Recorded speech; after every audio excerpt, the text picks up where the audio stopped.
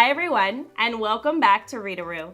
My name is Miss Kristi, and today we're going to read a really adventurous book called The Dinosaur Tamer by Greathouse, illustrated by Shroades.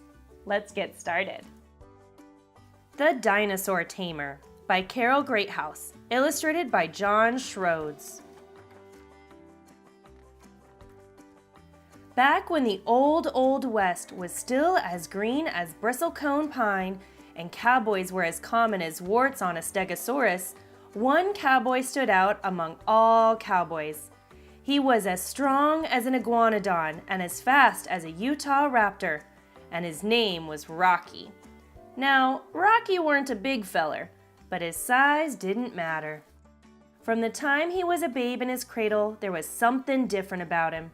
He teethed on a Deinonychus femur and used an ankylosaurus tail as a rattle.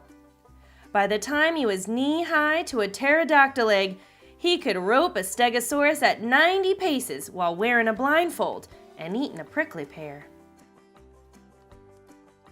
Once, when he was late for supper, he harnessed himself to the meanest old plesiosaurus that ever swam the Great Salt Lake.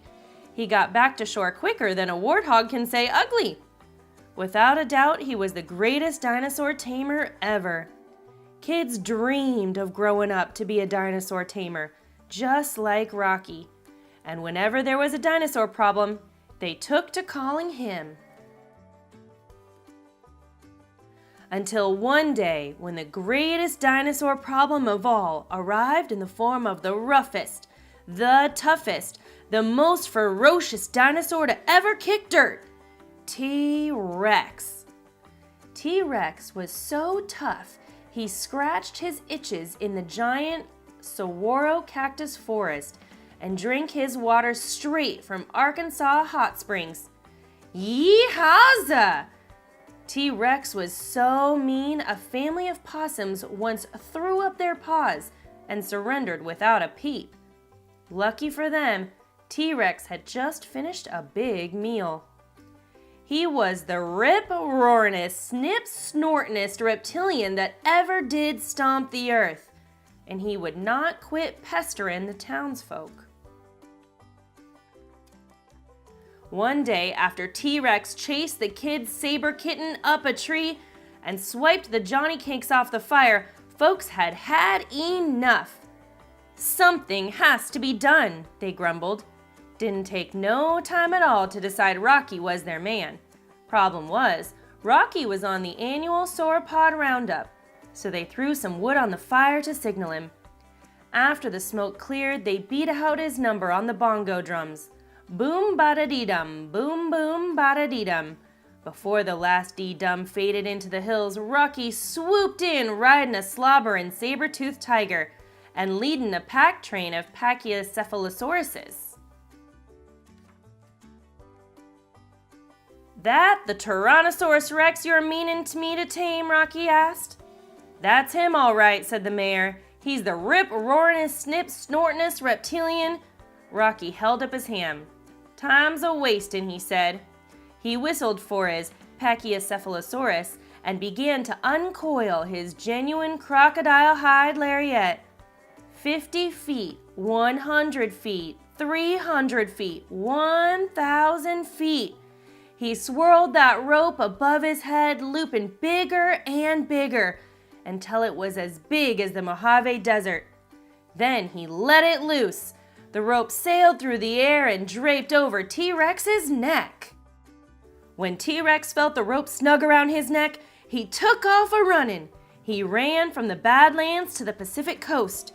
Then he circled round, dodged through some ponderosa pines, and ran for the Olympic rainforests. When he hit Yellowstone, he was going 70 miles per hour and sidestepping geysers with Rocky bumping all along behind him. Before he slowed down, T-Rex had covered 15 states and visited 3 national parks.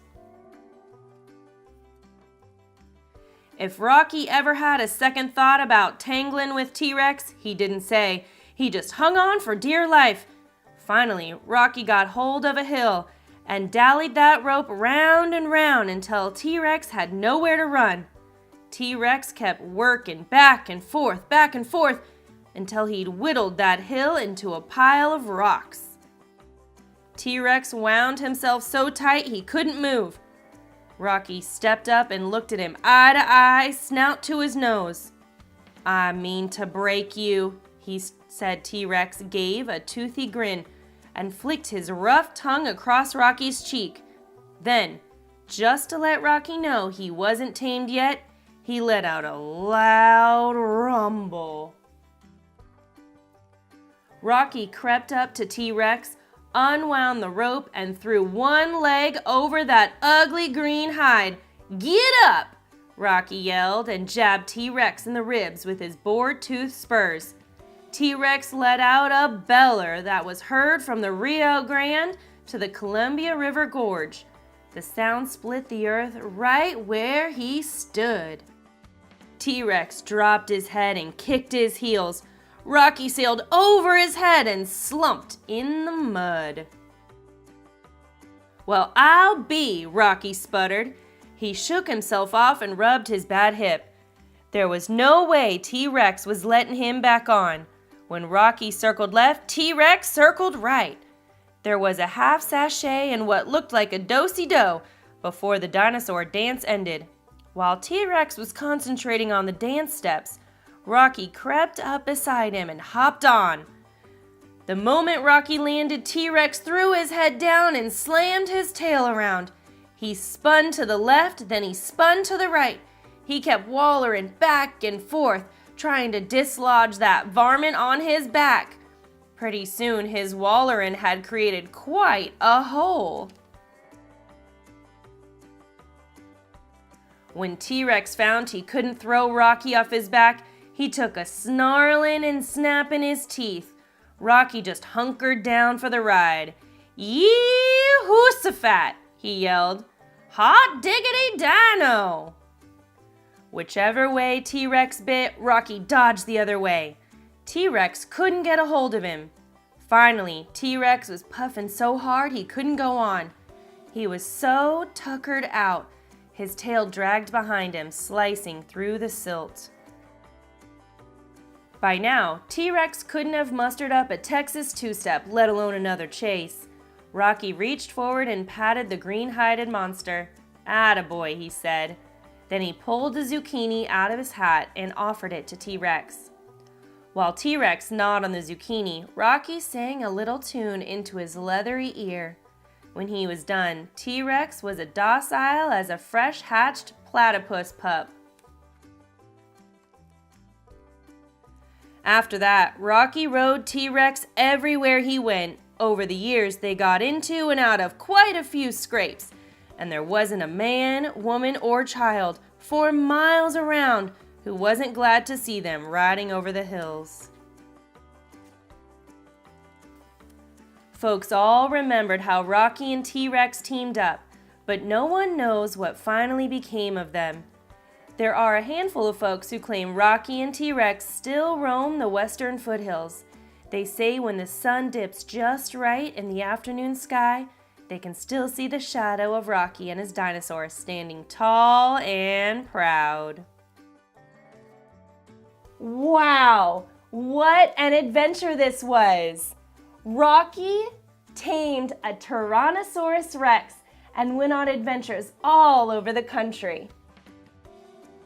I loved reading this book with you, and I hope that we can read together again soon. If you click on the subscribe link below, you'll get a notification every time we post a new book to read together. If you'd like to do some really fun activities, like make a dinosaur costume or dinosaur feet, or even do some prehistoric dinosaur hunting, you can find that on ReadaRooKids.com. That's where we have all the fun. If you'd like to follow us on social media to keep track of what we're doing, you can do so on Facebook and Instagram at ReadaRoo Kids. Again, I loved reading with you today, and I hope we'll get to read together again soon. Until then, ReadaRoo loves you. Have a great day. Bye-bye.